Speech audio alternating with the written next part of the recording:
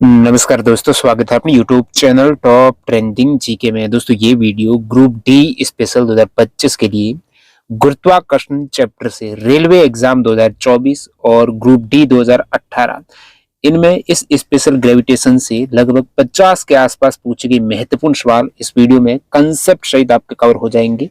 And तक बने रहना। ये कौन सी बुक है? टेक्स्ट बुक की 4000 साइंस के क्वेश्चन जो पीवाई के क्वेश्चन की स्मार्ट बुक है, जिसमें से अपन ने लगभग 5 से 6 चैप्टर यहाँ पर कंप्लीट कर दिए हैं और इसकी प्लेलिस्ट की लिंक आपको डिस्क्रिप्शन बॉक्स में मिल जाएगी। बाकी ये बुक आप अमेजन और फ्लिपकार्ट से हिंदी और इंग्लिश दोनों में बाई कर सकते हो। बेस्ट बाई लिंक आपको डिस्क्रिप्शन बॉक्स में मिल जाएगी। इसमें स्मार्ट आंसर की है, यानी प्रत्येक सवाल है कितने सेकंड में आंसर करना चाहिए है, और कैंडिडेट इसको सही कर रहे हैं, गलत कर रहे हैं, स्किप कर रहे हैं, ये सभी कैंडिडेट जो टेक्स्ट बुक में मॉक देते हैं उसके आधार पर है।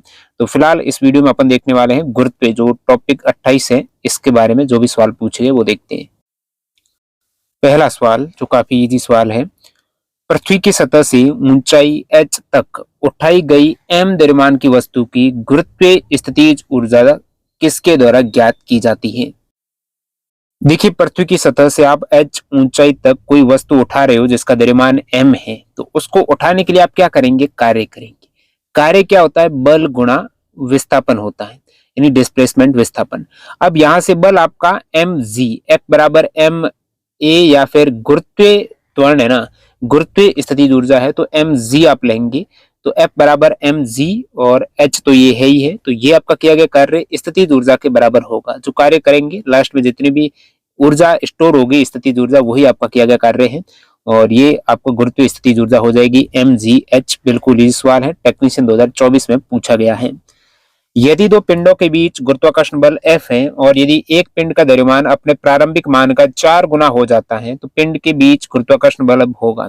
देखिए, F आपका होता है गुरुत्वाकर्षण जो बल होता है, जितने भी पिंड, दो पिंड है तो उनके द्रव्यमान के गुणनफल के समानुपाती होता है। अब ये क्या बोल रहा है? यदि एक पिंड का द्रव्यमान अपने प्रारंभिक मान का 4 गुना होता है, देखिए दो पिंड है लेकिन एक पिंड का मान बढ़ रहा है, 4 गुना हो रहा है, दूसरे का नहीं हो रहा है, तो एक का मान लेते स्थिर है m1, दूसरे का 4 गुना हो गया 4m2 हो गया, तो F समानुपाती 4m1 m2 हो गया, यानी 4 गुना ज्यादा हो गया।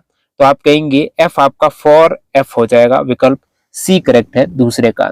अब यहाँ पर स्मार्ट बुक में आप ये देख सकते हो, दूसरे सवाल का सी करेक्ट किया है, 53% ने सही उत्तर है। स्किप किया 30% ने, बाकी ने गलत किया है लगभग 20-17% के आसपास। प्रत्येक सवाल की स्मार्ट आंसर कुंजी है और आपको एक्सप्लेनेशन भी यहाँ पर मिल जाता है साथ साथ, क्योंकि आपको पता है F आपका होता है, ये किसके समानुपाती होता है? द्रव्यमान के गुणनफल के समानुपाती, और बीच की दूरी के वर्ग के ये व्युत्क्रमानुपाती होता है। और जब ये स्थिरांक आपका समानुपाती सिंबल हटेगा तो इक्वल के सिंबल में आपका स्थिरांक आ जाएगा, सार्वभौमिक गुरुत्वाकर्षण स्थिरांक आ जाएगा g, जिसे आप कहते हो F बराबर g m1 m2 upon r square. ठीक है, अगला सवाल देखते हैं। सवाल है, निम्नलिखित कथन दिए गए विकल्पों में से किस नियम पर लागू होता है? वह रेखा जो किसी ग्रह को सूर्य से जोड़ती है, समान समय अंतराल में समान क्षेत्रफल तय करती है, ये कौन सा केपलर का नियम है? अब केपलर ने 3 नियम दिए थे। पहला नियम था लॉ ऑफ ऑर्बिट, यानी कक्षाओं का नियम। केपलर का ग्रहों की गति के जो 3 नियम है ग्रहीय गति के, तो पहला है कक्षाओं का नियम। लॉ ऑफ ऑर्बिट क्या कहता है? प्रत्येक ग्रह, जितने भी ग्रह हैं, वो सूर्य के चारों ओर एक दीर्घवृत्ताकार कक्षा में घूमते हैं। जैसे कि ये सूर्य के चारों तरफ ग्रह घूम रहे हैं और सूर्य इस दीर्घवृत्त के 2 नाभि में से एक नाभि पर स्थित होता है। तो सूर्य इस दीर्घवृत्त के एक फोकस पर स्थित होता है और प्रत्येक ग्रह ये दीर्घवृत्ताकार कक्षा में सूर्य के चारों तरफ चक्कर लगाते हैं। ये कक्षाओं का नियम है, लॉ ऑफ ऑर्बिट है, जो ग्रहों की गति का पहला नियम है। दूसरा केपलर का नियम है क्षेत्रफल का नियम। तो यहां पर यही पूछा, क्षेत्रफल का नियम, यानी ग्रह को सूर्य से जोड़ने वाली काल्पनिक रेखा समान समय अंतराल में समान क्षेत्रफल तय करती है। जैसे कि यहां पर मान लेते हैं एक ग्रह है, ये ग्रह यहां पर है, तो ये काल्पनिक रेखा। अब ये ग्रह यहां से मान लेते हैं यहां तक आ गया, तो इसको जोड़ने वाली एक तो ये क्षेत्रफल हो गया। समान समय अंतराल में मान लेते हैं कि नेक्स्ट टाइम यहां पर आ गया, तो इसको जोड़ने वाला ये क्षेत्रफल, दोनों ही क्षेत्रफल बराबर होंगे, क्योंकि सूर्य से दूरी यहाँ पर कम जितनी होगी उतना ही तेजी से ट्रेवल करेगा, तो ज्यादा डिस्टेंस तय करेगा, लेकिन क्षेत्रफल तय किए गए दोनों ही स्थिति में ये क्षेत्रफल है इक्वल है। ये क्षेत्रफल का नियम है। तीसरा नियम रहता है आवर्तकाल का नियम। केपलर का ग्रहों की गति का तीसरा नियम है आवर्तकाल का नियम, यानी किसी भी ग्रह के परिक्रमण काल का वर्ग, परिक्रमण काल का वर्ग उसकी कक्षा की अर्धदीर्घ अक्ष की जो थर्ड पावर है उसके समानुपाती होता है। तो ये तीसरा नियम कहता है। अब यहाँ पर आपका दूसरा नियम है क्षेत्रफल का नियम, जो आपको पूछा था, विकल्प डी करेक्ट है सवाल नंबर 3 का।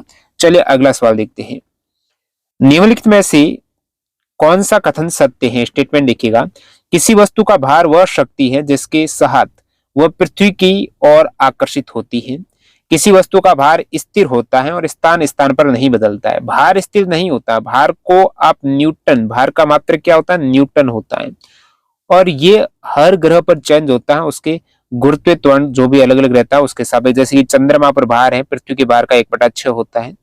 भार स्थिर नहीं रहता है। यहाँ पर यदि द्रव्यमान देते हैं ना, द्रव्यमान जिसका मात्रक किलोग्राम होता है, वो स्थिर रहता है। तो ये आपको पूछा कथन सत्य है, तो ये तो सत्य नहीं है।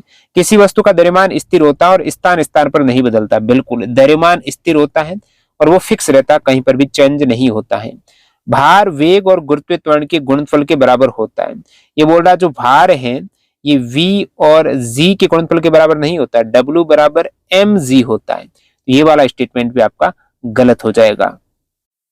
तो किसी वस्तु का भार एक बल होता है, उस बल से पृथ्वी की ओर वो आकर्षित होती है, तो आप कहते हो F बराबर ma, या फिर इसे कह सकते हो W बराबर mg, जो न्यूटन का मात्रक हो जाएगा, शक्ति नहीं बल है।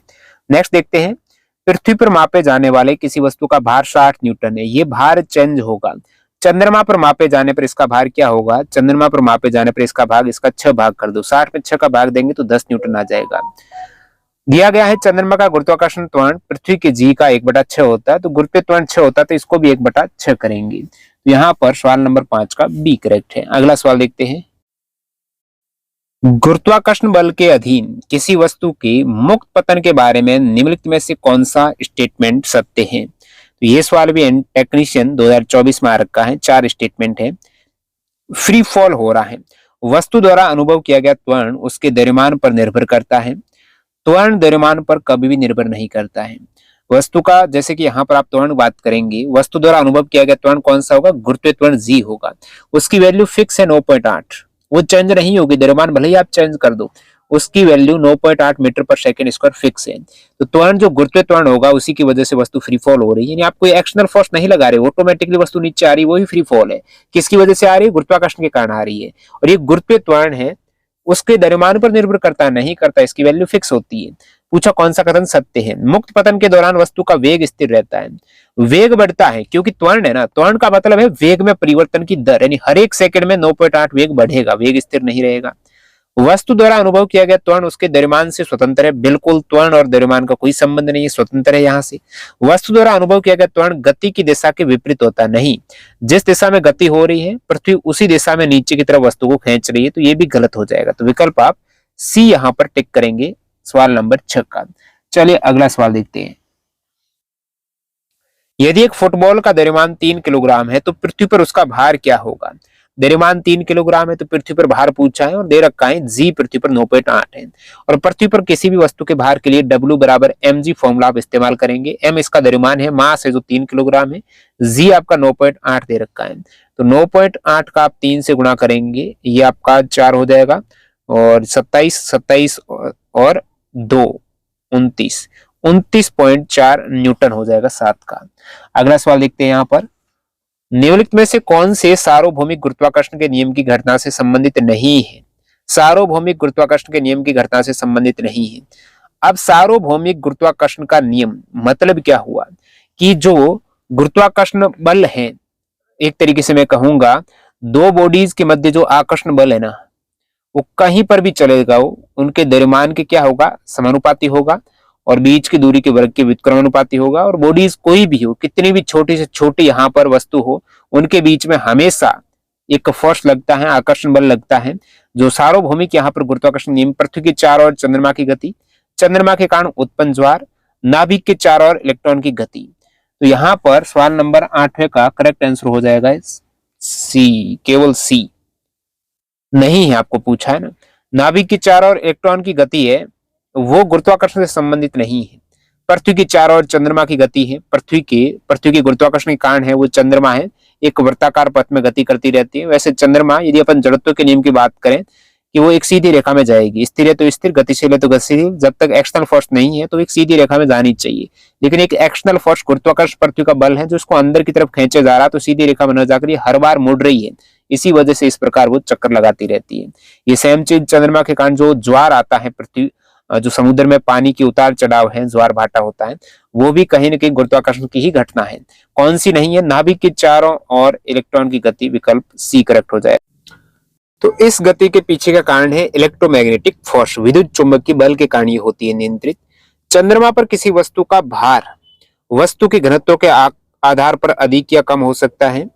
पृथ्वी पर भार से कम होगा, पृथ्वी पर भार से अधिक होगा, पृथ्वी पर भार के बराबर होगा। तो यहाँ पर चंद्रमा पर किसी वस्तु का भार है वो पृथ्वी पर उसके भार से हमेशा कम होगा, पृथ्वी पर भार से कम होगा, 1/6 होगा, क्योंकि चंद्रमा का गुरुत्वीय त्वरण पृथ्वी की गुरुत्वीय त्वरण का लगभग 1/6 भाग होता है। इस कारण जब कोई वस्तु पृथ्वी की ओर घिरती है तो त्वरण शामिल होता है। निम्नलिखित में से कौन सा बल इस त्वरण को प्रदान करता है?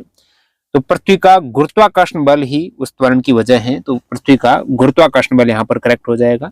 बिल्कुल इजी सवाल है। दो पिंडों के बीच गुरुत्वाकर्षण बल के लिए निम्नलिखित में से कौन से कथन सत्य हैं? गुरुत्वाकर्षण बल आकर्षण बल है, प्रतिकर्षी प्रकृति का नहीं, यह आकर्षी प्रकृति का है। इसका परिमाण पूरे ब्रह्मांड में समान है।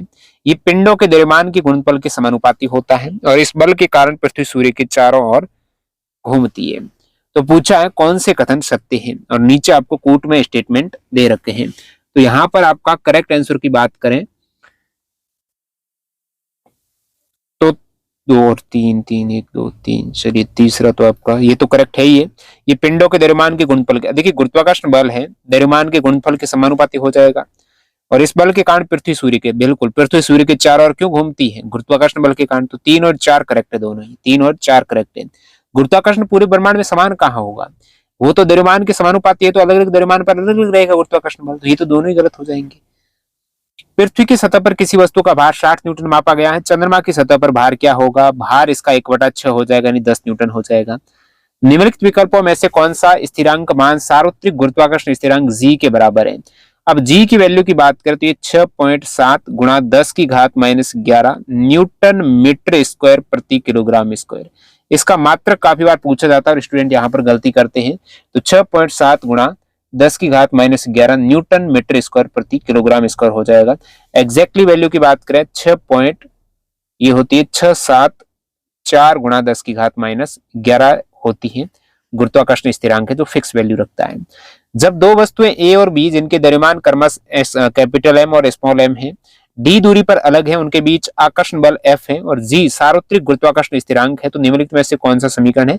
एफ बराबर G M M upon D square, विकल्प बी करेक्ट हो जाएगा। बिल्कुल इजी सवाल है, यही फॉर्मूला है आपके गुरुत्वाकर्षण बल का, एफ बराबर G M M upon D square.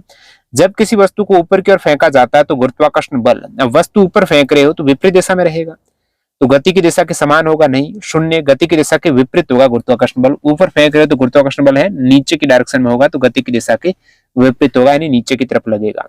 पृथ्वी की सतह के निकट रखी एम द्रव्यमान की वस्तु पर गुरुत्वाकर्षण के कारण त्वरण होता है, तो एम द्रव्यमान की वस्तु पर गुरुत्वाकर्षण के कारण त्वरण देखिए, जो गुरुत्वाकर्षण जी होता है ना वो तो फिक्स होता है, एम से स्वतंत्र होता है बिल्कुल।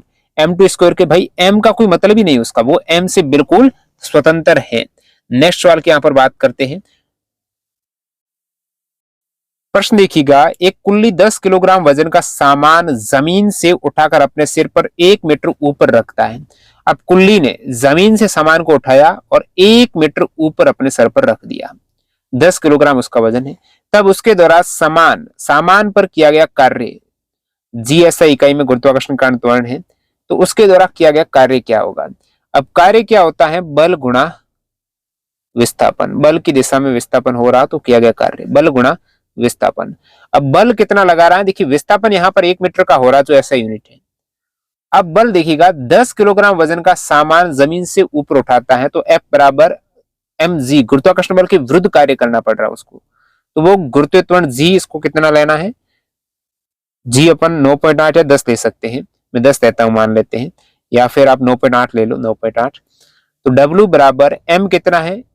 M आपका है 10 किलोग्राम, 10 गुणा 9.8 गुणा 1, कहने का मतलब 98 हो जाएगा। अब यहां पर एक चीज है, ऑप्शन में 98 कहीं नहीं दे रखा है। क्यों नहीं दे रखा? पीछे इन्होंने जी दे दिया, यानी जी की वैल्यू 9.8 नहीं रखी है। एम के स्थान पर 10 है, जी के स्थान पर जी ही रहने दिया, 9.8 नहीं। तो 10 जी 1 यानी 10 जी आपका करेक्ट हो जाएगा। नेक्स्ट देखते हैं, निम्नलिखित में से किस घटना को सार्वत्रिक गुरुत्वाकर्षण के नियम से नहीं समझाया जा सकता है? सूर्य के चारों ओर ग्रहों की गति, पृथ्वी के चारों ओर चंद्रमा की गति, ज्वार भाटा, ये सभी कहीं ना कहीं गुरुत्वाकर्षण की घटनाएं। बंदूक चलाना ये गुरुत्वाकर्षण की घटना नहीं है, तो 98 का आप करेक्ट आंसर करेंगे बंदूक चलाना। चलिए अगला सवाल देखते हैं। यदि पृथ्वी और एक सेब जिनके बीच की दूरी x है के बीच आकर्षण बल F है, तो सेब पर 2x दूरी पर कार्य करने वाला बल बराबर होगा। तो इसको आप समझेंगे कि शुरुआत में पृथ्वी और सेब के बीच की दूरी x है, तो आकर्षण बल F है। अब दूरी 2x हो गई, मतलब दोगुनी हो गई दूरी, तब इसका बल F से कितना हो जाएगा? देखिए यहां पर F बराबर होता है, सेब का द्रव्यमान मान लेते हैं स्मॉल m और पृथ्वी का capital M, G M M upon R X square है तो एक्स स्क्वायर। अब सेकेंड केस में आप देखेंगे ये द्रव्यमान तो सेम है, पृथ्वी और उस सेब का द्रव्यमान चेंज नहीं हुआ है। एक्स के स्थान पर 2x का स्क्वायर, अब 2x इनका होल स्क्वायर करेंगे तो 2 का square 4x square 4x square. तो पहले ये चीज थी, अब इसके स्थान पर 1/4 हो गया, 1/4 आ गया कि नहीं आ गया? तो 1/4 जैसे आप f/4 करेंगे। नेक्स्ट देखते हैं, पृथ्वी के गुरुत्वाकर्षण बल के प्रभाव में एक विशाल वस्तु के मुक्त रूप से गिरने के दौरान क्या होगा? गुरुत्वाकर्षण बल के प्रभाव में एक विशाल वस्तु के मुक्त रूप में फ्री फॉल हो रही एक वस्तु, तो विशाल वस्तु का वेग बढ़ता है। बिल्कुल, जब फ्री फॉल होगी तो गुरुत्वीय त्वरण जी लगेगा, जो हर एक सेकंड में वेग 9.8 बढ़ाएगा। विशाल वस्तु का वेग घटता नहीं है, क्योंकि फ्री फॉल में नीचे की डायरेक्शन वेग हमेशा बढ़ेगा। वस्तु का द्रव्यमान कहां से बढ़ेगा? द्रव्यमान फिक्स रहेगा, गिरने से द्रव्यमान थोड़ा ही बढ़ता है, तो ये वेग बढ़ेगा। 20 में का एक करेक्ट हो जाएगा। चलिए अगला सवाल देखते हैं, सवाल नंबर 21। m1 और m2 द्रव्यमान वाली दो वस्तुओं के बीच गुरुत्वाकर्षण बल किसके समानुपाती है? उनके गुणनफल के समानुपाती हो जाएगा। ये आपका विकल्प डी करेक्ट हो जाएगा। दो पिंडों के बीच आकर्षण बल जो पिंडों के द्रव्यमान के गुणनफल के समानुपाती और उनके बीच की दूरी के वर्ग के व्युत्क्रमानुपाती होता है। तो द्रव्यमान के गुणनफल के समानुपाती, दूरी के वर्ग के व्युत्क्रमानुपाती, ये तो गुरुत्वाकर्षण बल की बात हो रही है, तो 22 का ए करेक्ट हो जाएगा। नेक्स्ट सवाल देखते हैं, निम्नलिखित में से कौन से कथन सही है? तो गुरुत्वाकर्षण के ज्यादा टफ सवाल नहीं आए हैं 2024 में, तो स्टेटमेंट देखिएगा यहां पर कौन से कथन सही है। दो वस्तुओं के बीच गुरुत्वाकर्षण बल दो वस्तुओं के बीच पृथक्करण की दूरी से स्वतंत्र है। स्वतंत्र कैसे है? 1/d² नहीं है क्या? गलत हो जाएगा। दो वस्तुओं के बीच गुरुत्वाकर्षण बल दो वस्तुओं के बीच पृथक्करण की दूरी के वर्ग के व्युत्क्रमानुपाती बिल्कुल है। दो वस्तुओं के बीच गुरुत्वाकर्षण उनके द्रव्यमान के गुणनफल के समानुपाती। 2 और 3 यहाँ पर करेक्ट है विकल्प सी में। निम्नलिखित में से कौन केपलर के ग्रहों की गति के नियमों में से एक नहीं है? 3 नियम ये थे, एक तो आपका कक्षा का नियम, फिर क्षेत्रफल का नियम, आवर्त वाला नियम, आवर्तकाल का। तो कौन सा नहीं है वो आपको पूछा है। तो यहाँ आप देखेंगे सूर्य के चारों ओर प्रत्येक ग्रह की कक्षा एक दीर्घवृत्त है, जिसमें नाभि में सूर्य, ये तो है आपका पहला ही नियम। सूर्य के चारों ओर सभी ग्रहों की कक्षाएं समतलीय हैं। एक ग्रह और सूर्य को मिलाने वाली रेखाखंड समान समय अंतराल में समान क्षेत्रफल तय करती, ये भी है। सेकंड, किसी ग्रह की कक्षीय आवर्तकाल का वर्ग उसकी कक्षा के अर्धपरिवर्ती अक्ष के घन के समानुपाती, ये भी है। तो बी वाला नहीं है, समझ रहे हो आप? सवाल नंबर 24 में ये वाला नहीं है। बी कहां पर दिख रहा? बी दिख रहा ऑप्शन सी में, तो इसको करेक्ट करेंगे। पृथ्वी और चंद्रमा के बीच गुरुत्वाकर्षण बल के बारे में निम्नलिखित में से कौन सा कथन सही है? पृथ्वी और चंद्रमा के बीच गुरुत्वाकर्षण, जब चंद्रमा पृथ्वी से दूर होता है तब गुरुत्वाकर्षण बल प्रतिकर्षी होता है। अब गुरुत्वाकर्षण बल है, आकर्षी होगा, प्रतिकर्षी कब हो गया? जब चंद्रमा पृथ्वी से दूर होता तब गुरुत्वाकर्षण बल प्रतिकर्षी और न्यूनतम होगा। जब चंद्रमा पृथ्वी के पास होता तब गुरुत्वाकर्षण बल आकर्षी और अधिकतम होगा, पास में अधिकतम और आकर्षी होगा। पूछा क्या है, कौन से कथन सही है? जब चंद्रमा पृथ्वी से दूर होता तब गुरुत्वाकर्षण बल आकर्षी और अधिकतम होगा। दूर में अधिकतम नहीं होगा, आकर्षी तो होगा, पास होगा और अधिकतम होगा। ये वाला आपका करेक्ट हो जाएगा। नेक्स्ट देखते हैं सवाल नंबर 26। पृथ्वी तथा चंद्रमा पर लगाया गया बल है जी बराबर, आपको लेना है 6 × 10⁻11 न्यूटन मीटर स्क्वायर पर केजी स्क्वायर। पृथ्वी का द्रव्यमान 6 × 10⁻24 केजी लेना है। चंद्रमा का द्रव्यमान 8 × 10⁻22 केजी लेना है। पृथ्वी और चंद्रमा के बीच की दूरी देनी है 4 × 10⁸ लेनी है। तो फॉर्मूले में सारी वैल्यू कहने का मतलब पुट करना है और आपको बल आ जाएगा। बल का फॉर्मूला क्या है, F बराबर G M M upon R square है, तो यहाँ पर आप कर सकते हो F बराबर जी के स्थान पर आप लेंगे 6 गुणा 10 की घात माइनस 11 एम एम, यानी दोनों का द्रव्यमान पृथ्वी और चंद्रमा का। पृथ्वी का द्रव्यमान आप देखेंगे 6 गुणा 10 की घात 24, चंद्रमा का 8 गुणा 10 की घात 22, 8 गुणा 10 की घात 22। अब अपॉन में है आर स्क्वायर, आर स्क्वायर का मतलब इनके बीच की दूरी कितनी है, 4 का स्क्वायर आपका हो जाएगा 16, और इसका आप स्क्वायर करेंगे तो ये भी हो जाएगा 10 की घात 16। अब इसमें आप यहां पर कट करने की कोशिश करेंगे तो ये 8 है, 8 दूनी 16, 2 का 6 में 3 बार, और 16 है 10 की घात नीचे और ऊपर 10 की घात आप 24 मान लो, 22 मान लो, कोई भी। अब 22 मान लिया तो आपका 6 हो जाएगा 10 की घात इधर। तो F बराबर क्या रहेगा, ऊपर 3 गुणा 10 की घात माइनस 11 गुणा 6 गुणा 10 की घात 24 गुणा 10 की घात 6।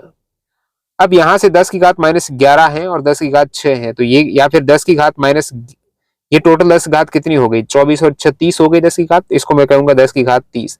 अब 10 की घात 30 और 10 की घात माइनस 11 कितनी हो जाएगी, आप कहेंगे ये 10 की घात माइनस प्लस 19 हो जाएगी, एक माइनस एक प्लस है, माइनस हो जाएगी 6 18, 18 गुणा 10 की घात माइनस 19, तो 18 में एक दशमलव लगा दिया तो यहाँ पर 10 घात आपको एक ज्यादा करनी पड़ेगी, 20 करनी पड़ेगी। 1.8 गुणा 10 घात 20 न्यूटन, विकल्प बी करेक्ट 26 का। चलिए अगला सवाल देखते हैं। निम्नलिखित में से कौन से कथन सही है, किसी दिए गए वस्तु का भार चांद पर पृथ्वी की तुलना में 6 गुना अधिक होता है। चांद पर अधिक नहीं होता है पृथ्वी की तुलना में, चंद्रमा पर 1/6 गुना होता है। किसी दिए गए वस्तु का भार पृथ्वी पर चांद पर मापने का समान होता है। देखिए चांद या चंद्रमा पर 6 गुना नहीं होता, 1/6 होता है, या फिर चांद पर समान भी नहीं होगा भार, ये भी 1/6 जहां पर भी हुआ। किसी दिए गए वस्तु का भार पृथ्वी पर चांद की तुलना में 6 गुना अधिक होता है, बिल्कुल पृथ्वी पर 6 गुना ज्यादा होता है चांद यानी मून यानी चंद्रमा की तुलना में। किसी वस्तु पर कार्य करने वाले गुरुत्वाकर्षण बल को किस रूप में भी जाना जाता है। गुरुत्वाकर्षण बल को किस रूप में जानते हो, किसी वस्तु पर कार्य करने वाला, तो यहाँ पर आपका हो जाएगा गुरुत्वाकर्षण बल है तो ये वजन हो जाएगा, F है या फिर W है, बराबर हमेशा mg या ma, ये mg दोनों ही वजन कह दो या फिर गुरुत्वाकर्षण बल कह दो, वो चीज होगी। एक ऐसे ग्रह पर विचार कीजिए जिसका द्रव्यमान और त्रिज्या पृथ्वी की द्रव्यमान और त्रिज्या का 1/3 है। यदि पृथ्वी पर गुरुत्वाकर्षण g है तो उस ग्रह पर इसका मान क्या होगा। अब यहां आप देखेंगे, अब इस g का फॉर्मूला क्या होता है, g बराबर G M upon R square होता है। सेकेंड केस की यहां पर बात करूं तो g डैश बराबर क्या हो जाएगा, तो दोनों ही 1/3 हो रहे, द्रव्यमान भी 1/3 हो जाएगा और त्रिज्या भी 1/3 हो जाएगा।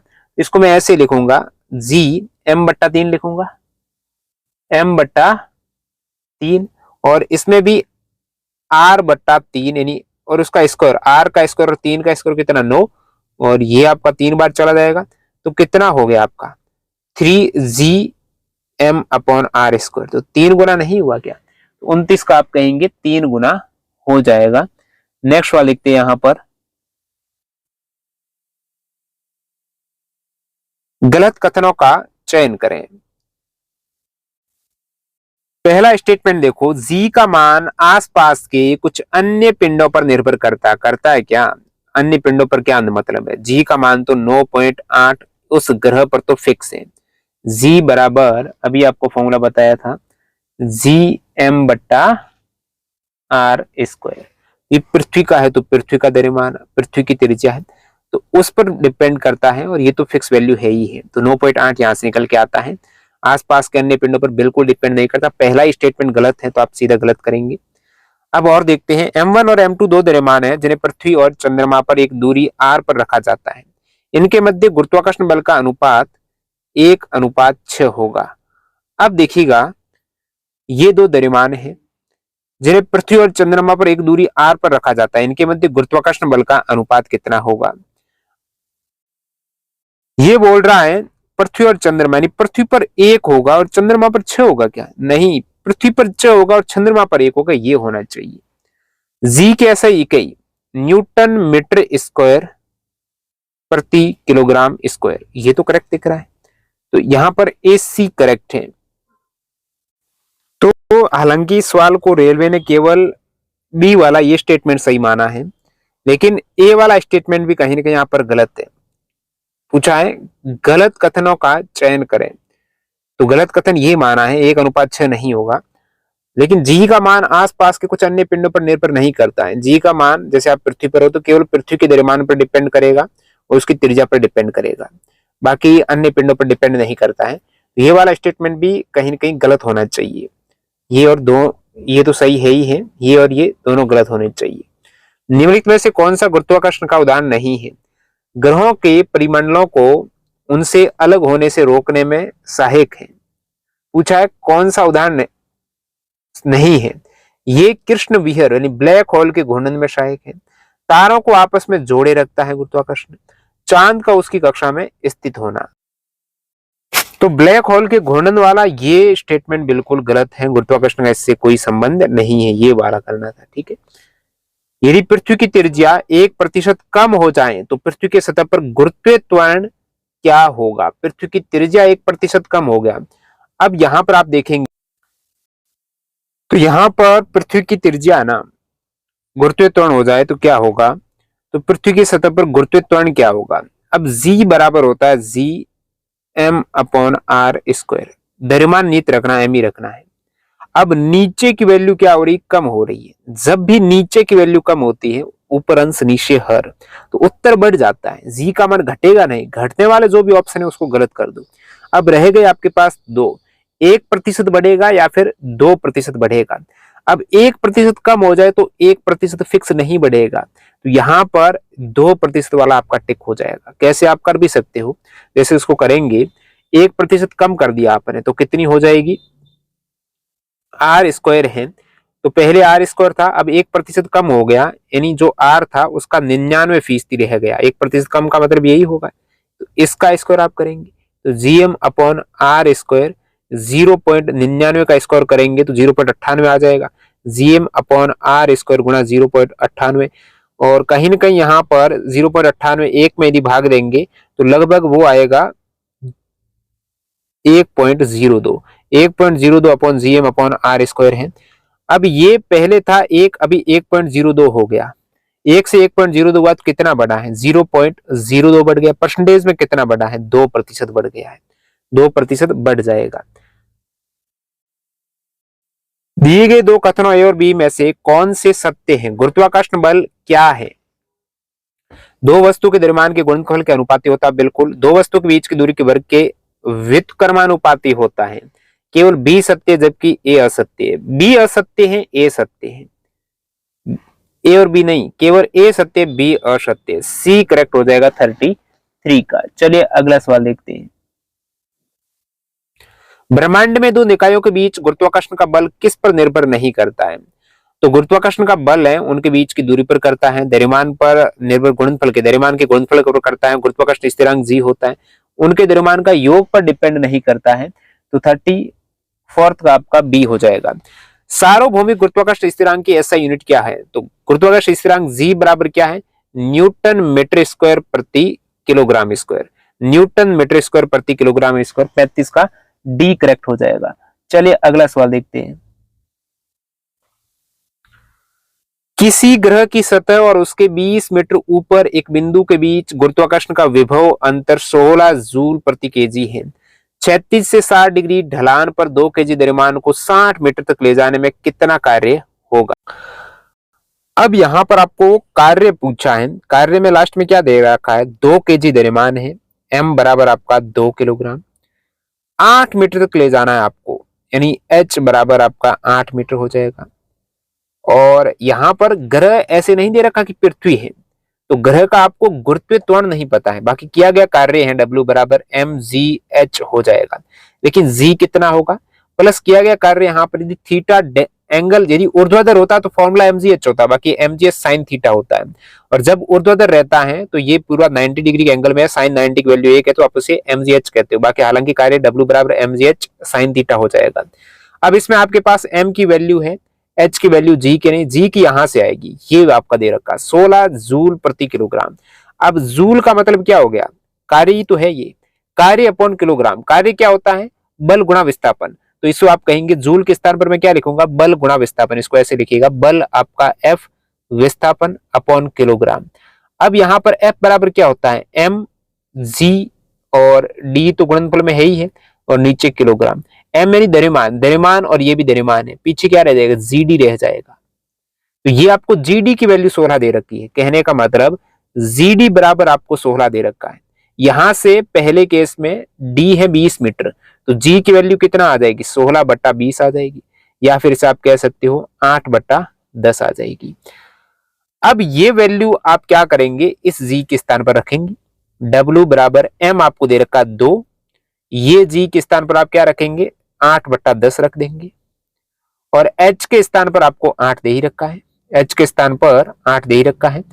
और साइन थीटा, अब साइन किसकी वैल्यू रखेंगे, साइन, हाँ 60 डिग्री के ढलान पर, ये आपका फॉर्मूला रख, साइन 60 के अनुसार √3/2 रखेंगे, फिर इसको पूरा हल करना पड़ेगा, तब जाकर ये आंसर आएगा 11.1 जूल। 11 एग्जैक्टली 0.8 आएगा, जो आप अप्रोक्सीमेट 11.1 जूल है।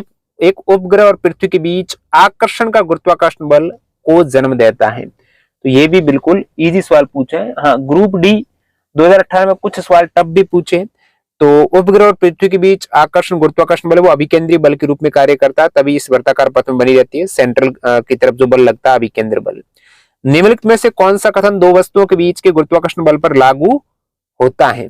दो वस्तुओं के बीच गुरुत्वाकर्षण बल उदासीन होता है, दो वस्तुओं के बीच गुरुत्वाकर्षण बल विकर्षक या आकर्षक हो सकता है, दो वस्तुओं के बीच गुरुत्वाकर्षण बल हमेशा आकर्षक होगा, दो वस्तुओं के बीच गुरुत्वाकर्षण बल हमेशा विकर्षक होगा। तो यहाँ पर गुरुत्वाकर्षण का मतलब यह है कि वो आकर्षक बल है, तो यहाँ पर दो वस्तुओं के बीच गुरुत्वाकर्षण बल हमेशा आकर्षक होगा। जमीन के ऊपर किसी बिंदु पर किसी वस्तु की गुरुत्वाकर्षण क्षमता को में किए गए कार्य के रूप में परिभाषित किया जाता है। तो यहाँ पर गुरुत्वाकर्षण क्षमता की बात हो रही है, तो विकल्प आपका सी करेक्ट हो जाएगा। गुरुत्वाकर्षण के विपरीत इसे जमीन से उस बिंदु तक उठाना, वही तो गुरुत्वाकर्षण क्षमता है। आप गुरुत्वाकर्षण के विपरीत उठा रहे हो, जमीन से जिस भी बिंदु तक किसी वस्तु की गुरुत्वाकर्षण क्षमता जमीन के ऊपर किसी बिंदु पर किए गए कार्य में, गुरुत्वाकर्षण क्षमता यानी गुरुत्वाकर्षण बल के विरुद्ध आप उसे कितना ऊपर उठा रहे हो, जमीन से किस बिंदु तक उठा रहे हो, तो विपरीत इसे जमीन से उस बिंदु तक उठाना। निम्न में से किस स्थान पर गुरुत्वीय त्वरण शून्य होता है। गुरुत्वीय त्वरण हमेशा पृथ्वी के केंद्र पर शून्य होगा, तो 40 का आंसर आपका डी करेक्ट हो जाएगा, पृथ्वी के केंद्र पर। ध्रुवों पर गुरुत्वीय त्वरण सबसे अधिक होता है, भूमध्य रेखा पर एक तरीके से कम होता है, और केंद्र पर तो बिल्कुल शून्य हो जाएगा गुरुत्वीय त्वरण है, क्योंकि वहां पर गुरुत्वाकर्षण का शून्य क्यों होगा, क्योंकि सभी दिशाओं में ये निरस्त हो जाएगा बल। गुरुत्वाकर्षण का सार्वभौमिक नियम पर लागू होता है, ब्रह्मांड के सभी वस्तुओं के किसी भी युग्म पर गुरुत्वाकर्षण का सार्वभौमिक नियम है, हर वस्तु पर लागू होता है। ऐसा नहीं कि पृथ्वी होगी, सूर्य होगी, ग्रह होंगे, ऐसा नहीं है, कोई भी वस्तु हो उस पर गुरुत्वाकर्षण का सार्वभौमिक नियम लागू होगा। अच्छा सवाल पूछा है। वह बिंदु जहां किसी वस्तु का संपूर्ण भार कार्य करता है उसे के रूप में जाना जाता है, तो उसे आपका गुरुत्व का केंद्र, संपूर्ण भार है तो गुरुत्व का केंद्र हो जाएगा। पृथ्वी पर किसी वस्तु का द्रव्यमान 10 किलोग्राम है, तो पृथ्वी पर इसका वजन कितना होगा। पृथ्वी पर जी होता है 9.8, तो वजन हो जाएगा W बराबर mg, यानी 10 गुणा 9.8। m आपका ये है, g ये m 10 दे रखा है, तो ये 98 न्यूटन हो जाएगा। एक कण को 0.8 v की गति के साथ लंबवत रूप से ऊपर की ओर छोड़ा जाता है, जहां v पलायन वेग है। यदि पृथ्वी की त्रिज्या r है तो कण द्वारा प्राप्त अधिकतम ऊंचाई आपको फाइंड आउट करनी है। वैसे तो ये सवाल आप स्टेप बाय स्टेप करेंगे तो काफी लेंथी हो जाएगा, लेकिन इसका एक मैं शॉर्टकट फॉर्मूला बताता हूँ। एक कण को आप ये लंबवत ऊपर की ओर छोड़ रहे हो, एक एस्केप वेलोसिटी है, पलायन वेग है, ऐसा वेग, वह न्यूनतम वेग जिसको आप किसी भी कण को या फिर किसी भी वस्तु के ऊपर फेंकेंगे तो वापस वो पृथ्वी पर नहीं लौटेगा, यानी पृथ्वी का गुरुत्वाकर्षण पार कर जाएगा, वो न्यूनतम वेग होता है एस्केप वेलोसिटी। आपको पूछा है कण द्वारा प्राप्त अधिकतम ऊंचाई क्या होगी, पृथ्वी की त्रिज्या r है, तो अधिकतम ऊंचाई के लिए शॉर्टकट फॉर्मूला ये है 1/1 माइनस v का स्क्वायर। v यहाँ पर प्रारंभिक वेग से, जो ऐसा वेग पृथ्वी की सतह से ऊपर फेंका जाता है, अब उसका स्क्वायर करेंगे अपन, v स्क्वायर अपॉन ve का स्क्वायर, प्लाइन वेग का स्क्वायर, और फिर यहाँ पर -1 मल्टीप्लाई r, तो h बराबर 1/1 माइनस अब ये v का स्क्वायर आपको दे रखा है, कण को गति के साथ लंबवत ऊपर छोड़ा जाता है, तो ये वेग से ऊपर फेंक रहे हैं अपन कण को, ये शुरुआती वेग है, ये पूरा गुणनफल में आ रहा है। अब इसका स्क्वायर करेंगे तो क्या होगा आप देखिएगा, रूट में 0.8 है तो रूट हट जाएगा, इसका स्क्वायर करेंगे तो ये स्क्वायर में आ जाएगा, यानी 0.8 वी का स्क्वायर। तो इसके स्थान पर क्या लिखूंगा मैं, 1/1 माइनस 0.8 वी का स्क्वायर, और नीचे भी वी का स्क्वायर है, ये कट हो जाएगा। अब ये -1 है और फिर आपका r है। अब यहां से आप क्या कर सकते हो, h बराबर 1/1 माइनस 0.8 कितना 0.2 -1 और ये r हो जाएगा।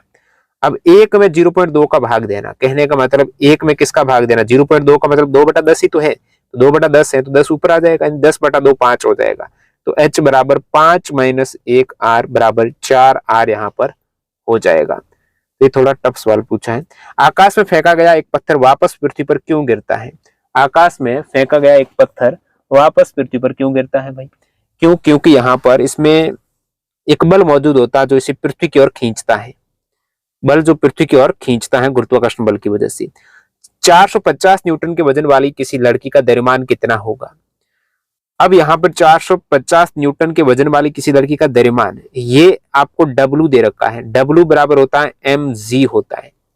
अब W के स्थान पर आप 450 रखेंगे, 450 m आपको फाइंड आउट करना है, तो 450 बराबर m गुणा g, आप 10 लेंगे तो यहाँ पर 10 लेते हैं तो आपका 45 के आसपास आंसर आएगा। मैं एक रफली 10 लेता हूं तो 10 का इसमें भाग आ जाएगा, m निकलेगा तो 45 के आसपास जो ये आ रहा है, एग्जैक्टली 9.8 लेंगे तभी 45.9 आएगा।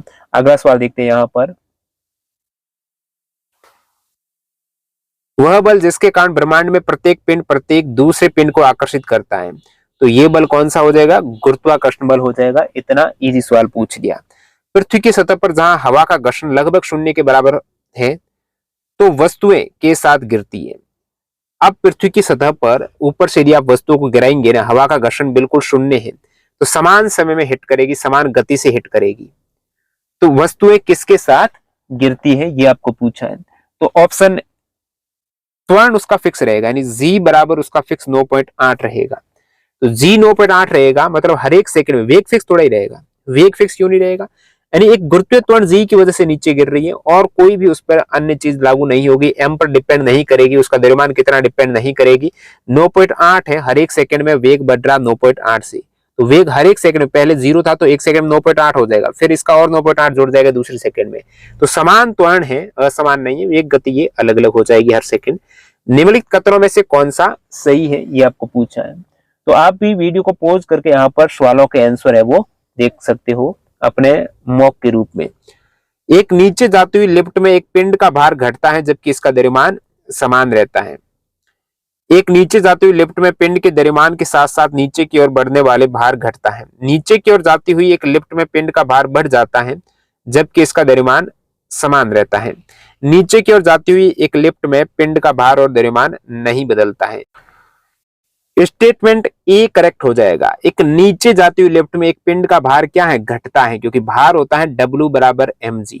अब नीचे की डायरेक्शन में जाएंगे तो ये g कम हो जाएगा, क्या g माइनस ए, क्योंकि लिफ्ट खुद का एक बल है, उस बल से लिफ्ट नीचे जा रही है, तो इसको एक तो भाई पृथ्वी का गुरुत्वाकर्षण बल है, अब लिफ्ट का भी बल है, तो नेट बल यहाँ पर कम हो जाएगा, जो लिफ्ट का बल है उसी के साथ तो नीचे जा रही है, तो g माइनस ए है, तो ये गुरुत्वीय त्वरण कम हो जाएगा, इसकी वजह से ये आपका भार है वो घट जाएगा। द्रव्यमान सेम है लेकिन g का गड़बड़ हो रहा है यहाँ पर। एक पत्थर एक कमानी संतुलन से बंधा है, निम्न में से किस परिस्थिति में कमानी संतुलन पर रीडिंग कम से कम वजन दिखाएगा। तो कम से कम वजन दिखाएगा जब पत्थर एक बीकर के पानी में पूरी तरह से डूब जाता है, जब पत्थर एक बीकर में लिए गए पानी की सतह पर होता है, जब पत्थर हवा में लटका होता है, जब पत्थर एक बीकर के पानी में आंशिक रूप से डूब जाता है, पूरी तरह से डूब जाएगा ना, तब वजन कम से कम दिखाएगा। तो ये आप उत्प्लावन आर्किमिडीज के सिद्धांत में आप देखेंगे, जब पत्थर एक बीकर में लिए गए पानी की सतह पर होता नहीं, पानी में पूरी तरह से डूब जाता है, क्योंकि उत्प्लावन बल है वो विपरीत दिशा में लगता है। उस पिंड का भार आपको कम क्यों लगेगा, उत्प्लावन बल विपरीत दिशा में लगता है, और उत्प्लावन बल कितना लगता है, जितना वो पिंड पानी हटाता है। अब आधा डूबा हुआ तो पानी कम हटाएगा, तो जितना वजन का पानी हटाया उतना ही उसकी विपरीत दिशा में बल लगता है। अब पिंड पूरा डूब गया है, पिंड पूरा डूब गया है, तो उसने क्या है, पानी ज्यादा हटाया है, और जितना पानी हटाया उसके भार के बराबर विपरीत दिशा में बल लगता है। वो विपरीत दिशा में बल लगता है तो पिंड के भार को कम कर देगा, पूरा डूबेगा ना तब बल ज्यादा लगेगा। यही आर्किमिडीज का सिद्धांत है कि जो उत्प्लावन बल लगता है, जो भी पिंड आप पानी में डुबो रहे हो, वो डूबने पर अपने वॉल्यूम, जो उस पिंड का आयतन है, उस उतने आयतन का पानी, जो उस पानी का वजन जितना हटाता है, वो वजन, कितने वजन का पानी हटाया है उतना ही विपरीत दिशा में एक बल लगता है, जैसे आप उत्प्लावन बल कहते हो। तो पूरी तरह पानी में डूबेगा तब वो कम से कम भार महसूस होगा। तो 50 के यहाँ पर पानी की सतह पर नहीं, पूरी तरह से डूब जाएगा, 50 का ए करेक्ट हो जाएगा। चलिए अगला सवाल देखते हैं। यहाँ पर आपके 50 सवाल लगभग यहाँ पर कंप्लीट हो गए हैं, तो ये लास्ट 2 सवाल देख लेते हैं, फिर इस सेशन को एंड करते हैं। निम्नलिखित में से कौन से कथन सत्य है? एक पिंड का द्रव्यमान और भार अलग अलग स्थानों पर समान रहता है। नहीं, द्रव्यमान तो फिक्स रहता है लेकिन भार अलग अलग रहता है। एक पिंड का द्रव्यमान समान रहता है जबकि भार एक स्थान से दूसरे स्थान बदलता है। ये वाला स्टेटमेंट आपका करेक्ट है। 51 का सीधा ही आप बी करेक्ट कर देंगे, बाकी देखेंगे ही नहीं। जब किसी पिंड को भूमध्य रेखा से उत्तरी और दक्षिण ध्रुव पर ले जाया जाता है तो उसका भार, अब उत्तरी और दक्षिण ध्रुव पर जी का मान ज्यादा है, जी का मान ज्यादा है तो W बराबर mg, यानी भार बढ़ जाएगा, भार बढ़ जाएगा। तो 52 का डी करेक्ट है। इस प्रकार आपने देखे यहाँ पर महत्वपूर्ण 52 क्वेश्चन, जिसमें काफी क्वेश्चन 2018 के, बाकी 2024 के सारे क्वेश्चन है। 24 की इजी सवाल थी और ग्रुप डी 2018 में थोड़े टफ सवाल पूछे गए थे। तो ये सेशन यही खत्म करते हैं। बाकी आपको चाहिए 2024 के पूरे साइंस के क्वेश्चंस, आपको चाहिए 2022 के ग्रुप डी के पूरे क्वेश्चंस, तो डिस्क्रिप्शन बॉक्स में लिंक है, हमारी वेबसाइट से आप ले सकते हो। बाकी ये पूरी बुक है जिसमें सारे क्वेश्चंस मिल जाएंगे आपको। फिजिकल बुक है, फ्लिपकार्ट अमेजन पर अवेलेबल है, आप ले सकते हो। सभी के लिंक डिस्क्रिप्शन बॉक्स में। ई बुक हमारी वेबसाइट से, बाकी बुक आप अमेजन फ्लिपकार्ट से ले सकते हो। मिलते हैं नए वीडियो में, धन्यवाद।